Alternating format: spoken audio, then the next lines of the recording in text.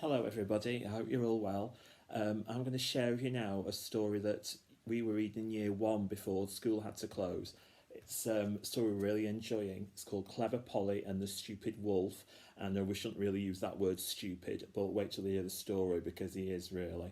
I'm going to read you just a few chapters now, and then we're going to put another video on and read the next few chapters. So it's especially for year one, but I hope you all enjoy it. Okay, so Clever Polly and the Stupid Wolf. Chapter 1, it's called The First Story. This book has 12 stories about Polly and how she always managed to escape from the wolf by being cleverer than he was, which wasn't very difficult because he was generally not at all clever. In fact, he was rather stupid. The very first story of all, which tells about how Polly met the wolf for the first time, has really been told already in a book called Clever Polly. But because it's very annoying not to know how things started and how the people you are reading about met each other in the beginning, I'm going to put it in here. So really this book has 13 stories about Polly and the wolf, and that is all the stories there are at present about them.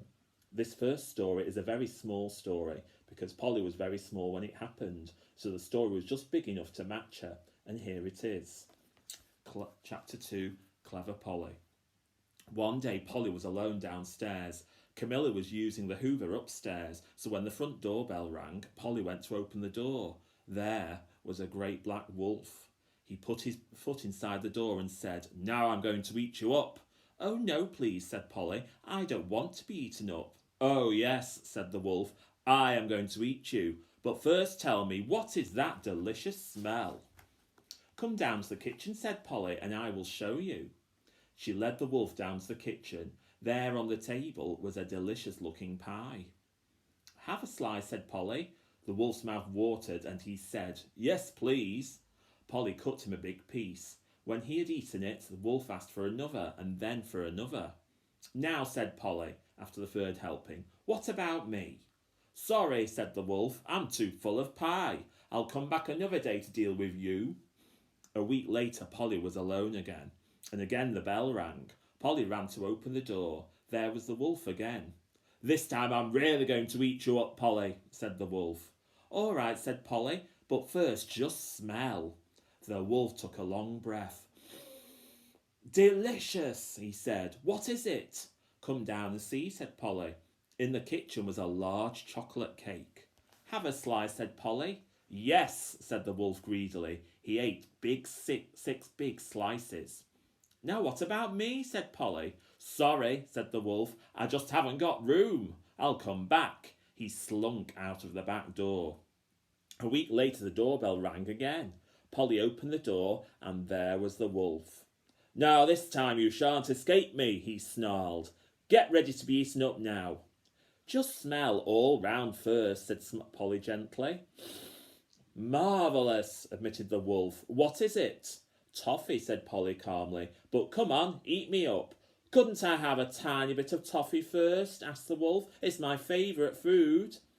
"Come down and see," said Polly. The wolf followed her downstairs. The toffee bubbled and sizzled on the stove. "I must have a taste," said the wolf. "It's hot," said Polly. The wolf took the spoon out of the saucepan and put it in his mouth. "Ow! Howl! Ow!" It was so hot it burnt the skin off his mouth and tongue, and he couldn't spit it out. It was too sticky. In terror, the wolf ran out of the house and never came back.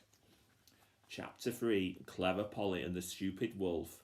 Did I say the wolf never came back? I'm wrong. He did come back a year or two later. This time Polly was sitting at the window of the drawing room, and she saw the wolf open the garden gate and glance anxiously around. He looked up and saw Polly. "Good morning, Polly," said the wolf. "Good morning, wolf," said Polly. "What have you come here for?" "I have come to eat you up," replied the wolf, "and this time I'm going to eat you." Polly smiled. She knew that last time she had been cleverer than the wolf, and she was not really frightened. "I'm not going to eat you up this morning," said the wolf. "I'm going to come back in the middle of the night and climb in at your bedroom window and gobble you up." "By the way," said the wolf, "which is your bedroom window?" "That one," said Polly, pointing upwards, "right at the top of the house. You'll find it rather difficult, won't you, to get right up there?" Then the wolf smiled.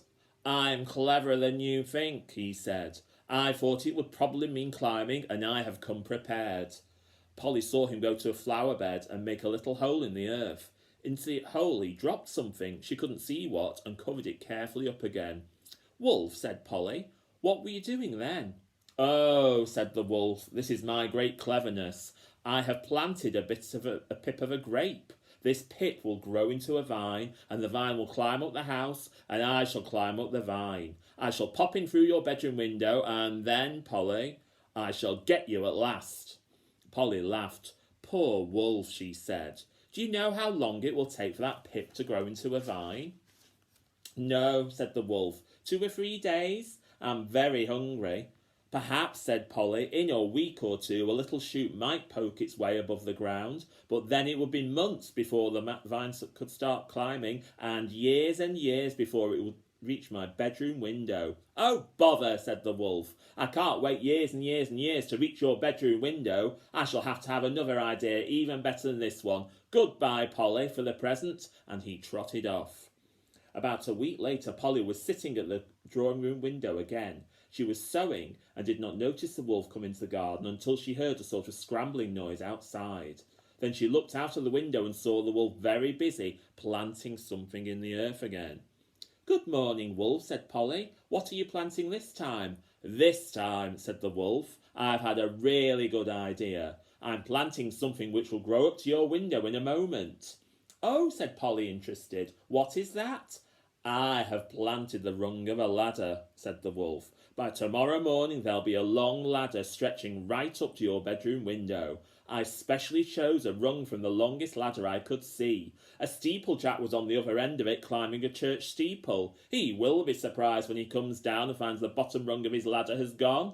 But in a very short time I shall be climbing in at your bedroom window, little Polly, and that will be the end of you. Polly laughed.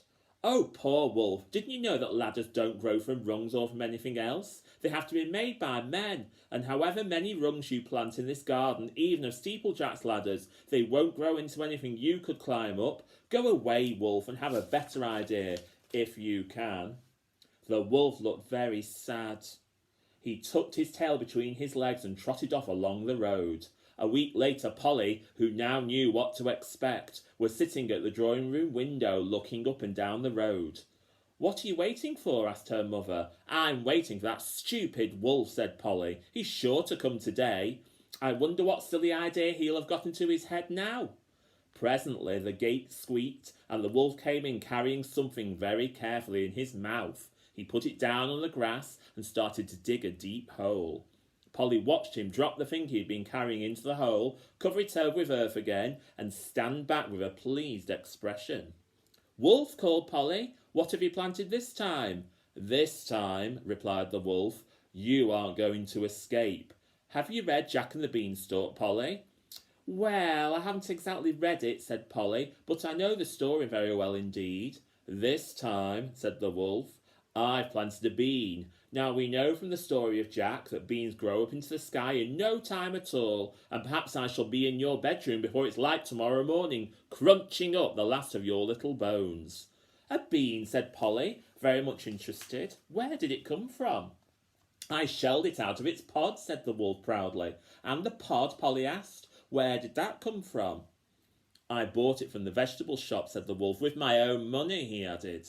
I bought £0.5 and it cost me a whole 6pence, but I shan't have wasted it because it will bring me a nice, juicy little girl to eat. You bought it, said Polly, yourself, with your own money? All by myself, said the wolf grandly. No one gave it to you? Polly insisted. No one, said the wolf. He looked very proud. You didn't exchange it for anything? Polly asked again. No, said the wolf. He was puzzled. Oh, poor wolf, said Polly pityingly. You haven't read Jack and the Beanstalk at all. Don't you know that it's only a magic bean that grows up into the sky in the night? And you can't buy magic beans. You have to be given them by an old man in exchange for a cow or something like that. It's no good buying beans. That won't get you anywhere. 2 large tears dropped from the wolf's eyes. But I haven't got a cow, he cried. If you had, you wouldn't need to eat me, Polly pointed out. You could eat the cow. It's no good, wolf. You aren't going to get me this time. Come back in a month or two, and we'll have a bean feast off the plant you've just planted." "I hate beans," the wolf sighed, "and I've got nearly a whole half pound of them at home." He turned to go. "But don't be too cocky, Miss Polly, for I'll get you yet." But clever Polly knew he never would. Okay, everyone, I hope you've enjoyed that. More next time. See you soon.